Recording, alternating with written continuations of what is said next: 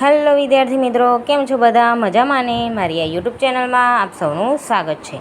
આજે આપણે જોઈશું 11th સાયન્સ ચેપ્ટર 4 રાસાયણિક બંધન એન્ડ આણ્વીય રચના.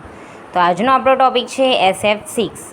એની અંદર આપણે કઈ રચાશે? sp3d2 સંકરણ. હવે સલ્ફરનો પરમાણુ ક્રમાંક કેટલો છે તમારે શોધવાનો, બરાબર? તો આપણે એસની ધરાવસ્થા જો હવે 1:2 આવી ગયું, 2p6 આવી ગયું, 3s 3p અને 3d, બરાબર?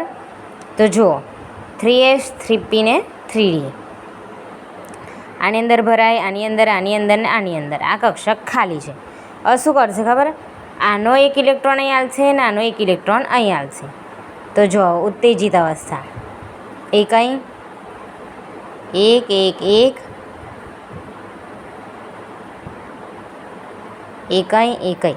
એક એસ કક્ષકે આલી અને એક પી કક્ષકે આલી. તો એક એસ કક્ષક, 3 પી કક્ષક ને 2 ડી કક્ષક. તો કઈ રચાય? sp3d2. પણ કેટલી? 1 2 3 4 5 ને 6. તો 6 sp3d2 સંકરણ રચાય. જુઓ હવે F6 છે એટલે આની અંદર જેટલા બી ઇલેક્ટ્રોન ખાલી હતા એ બધા ભરાશે. આ એક એફનો 4 5 ને 6 ભરાઈ ગયા 6. તો આવી રીતના ભરાય. હવે આમ કુલ સંકૃત કક્ષકો પ્રાપ્ત થાય છે અને તે ફ્લોરિન પરમાણુની એક ઇલેક્ટ્રોન ધરાવતી સંમિશ્રણ કરે છે. તો 6 SF સંમિશ્રણ થાય અને સિગ્મા બંધ રચે છે. અહીં સિગ્મા.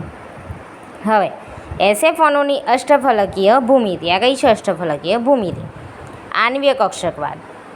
પરમાણુઓમાં ઇલેક્ટ્રોન જેમ જુદી જુદી કક્ષકોમાં ગોઠવાય તેમ તેવી રીતે અણુઓમાં રહેલા આણ્વીય કક્ષકમાં ગોઠવાય છે.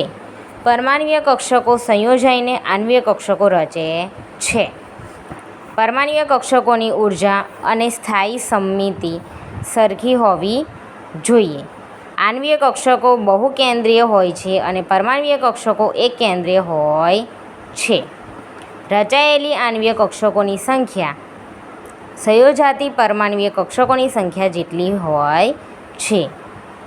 આણ્વીય કક્ષકો 2 પ્રકારની હોય છે, એક બંધકારક અને એક અબંધકારક.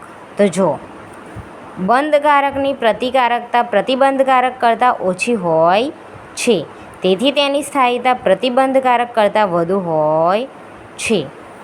આણ્વીય કક્ષક પાસે ઇલેક્ટ્રોન સંભવ્યતાની વહેંચણી આણ્વીય કક્ષક દ્વારા દર્શાવાય છે. આણ્વીય કક્ષકો પર પૌલીનો નિષેધનો નિયમ, હુન્ડનો નિયમ, મહત્તમ ગુણકતાનો નિયમ, આઉફબાઉફનો સિદ્ધાંતના નિયમો પાળે છે. ઓકે, જોઈ લો.